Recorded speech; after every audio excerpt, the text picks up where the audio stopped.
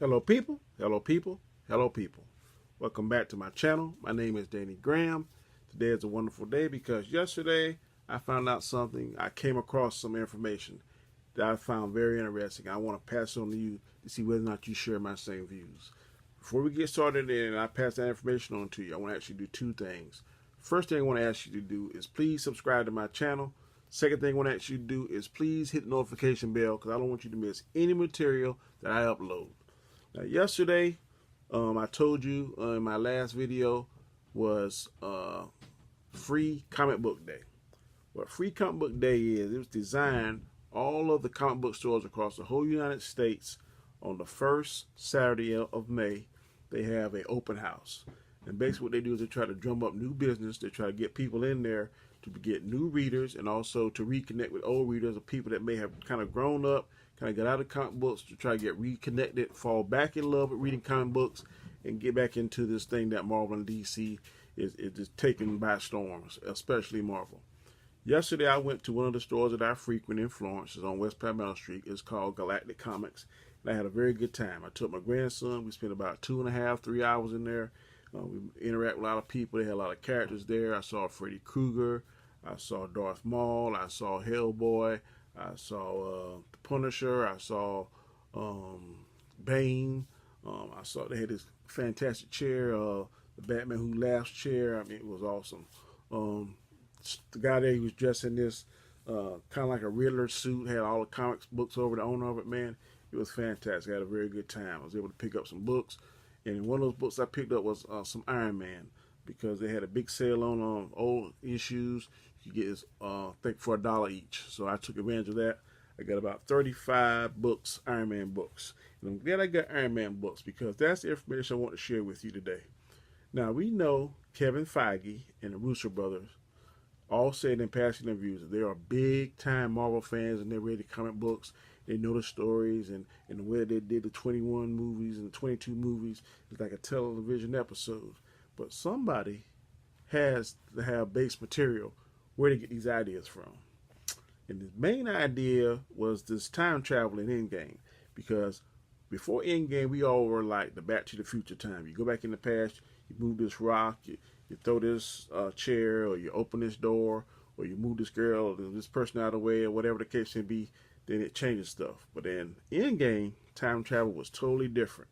It didn't do anything like we were in the past. And the Hulk explained it to you. If you watch my last show, it shows you the clip where the Hulk explains to War Machine and to Ant-Man how time travel works in the Endgame scenario. So I was wondering, where could the Russo brothers get the idea from to change it like that? Because all of the time, like I said, all the time travel movies seem to have the same template that go back, you do this, you do that, and things change. Well, I was able to read a 3-part series that I found yesterday, and it's called The Invincible Iron Man, The Shining Armor. It's a 3-part series. In this series, Iron Man makes his own time machine.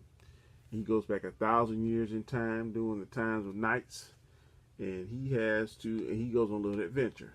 The first episode, this book was written, and the artwork was done by a Mike Grell, who was an artist, and I think writer during that time. This book came out in 2002. 2002. The first book shows Iron Man sitting here on the horse as a knight. Second one shows Iron Man fighting a dragon. And the third book shows Iron Man fighting a female warrior on a horse. This was very interesting. I read this, started last night and I finished it earlier this morning. But the reason why I brought this to your attention is that I think the Russo brothers got their idea from time travel from this. Because in the first episode of this 3-part trilogy, Tony Stark and Pepper talk about time travel. I want to read you a couple things out of what they talk to see if there's any similarities to Infinity War and Endgame. One of the things they read in this passage, let me show you the page. This is how it looks. I'm going to read you these 2 pages here in particular. I want you to read and go and compare. See if I'm off base on this.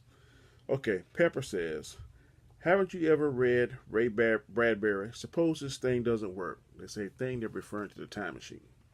Kind of like how Bruce, Tony was shooting down all the ideas how the time machine wasn't going to work. This is what Pepper is doing now. That's one similarity. What happens if you change something in the past and somehow it affects the present? That's what War Machine thought when he was talking to Professor Hulk. Professor Hulk got him straight. Now listen to what Tony says. That's just one theory. Another says that this shouldn't be possible. Past, present, and future all exist simultaneously, but out of phase with each other. Let me say that again, because I kind of jumbled it up. Tony responds by saying, that's just one theory. Another says that shouldn't be possible because the past, present, and future all exist simultaneously, but out of phase with each other. Then Tony goes on further to say, Australian Aborigines are said to have the ability to cross between past, present, and future. They call it dream time, a non-linear concept of time, sort of like Merlin living backwards. Then, listen to this. This is very interesting. Now, this book came out in 2002 now, and this is some of the stuff that was written. Then there's Hugh Everett's multiverse theory. Infinite universes created by moment-to-moment decisions we made as we went along. Moment-to-moment decisions. Multiverse.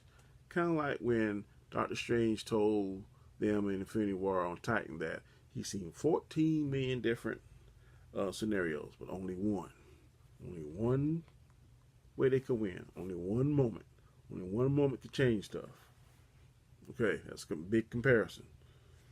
So Pepper says, so who's right? Then Tony responds, who knows? Then she says, what if it's just one possible future we're living in today? What if he made a mistake somewhere along the line? Then Tony responds, then maybe some things should be changed. So, isn't it a big comparison when Doctor Strange told him and didn't let Thanos kill him on Titan? Because Doctor Strange knew that one moment, that one chance they had was Tony was going to be the closest to him at the final fight, which Tony was, and that Tony had to consciously make that decision to put the glove on and to make that snap. Now, this book was written in 2002. This is the information that I believe, or this is the seed that I believe the Russo Brothers could have possibly read this and then put all the other stuff they got together and make the time travel that we saw in Endgame possible. Sounds pretty plausible to me. I could be wrong. I could be off. It could be coincidental. I don't know, because they all three said that they are big time Marvel readers. They read the comic books. So this is where I think they get it from. If you read this series, it goes into more. He talks more about quantum physics, which he did in Endgame. And so I think this is where they got it from. I could be wrong. You tell me. Leave any comments you have below. Please let me know if you think this is an interesting idea, interesting theory. I think it is. I just want to pass it on to you. Again, I want to tell you I appreciate all my subscribers, everyone that follows me, man, and encouragement that I get. It's definitely appreciated, man, and I definitely love you all, and just thank you for the time that you all take to view my shows. As always, I ask you to stay cool, stay safe. Look forward to my next show because it's coming real soon. And as always, I'm going to end. Peace.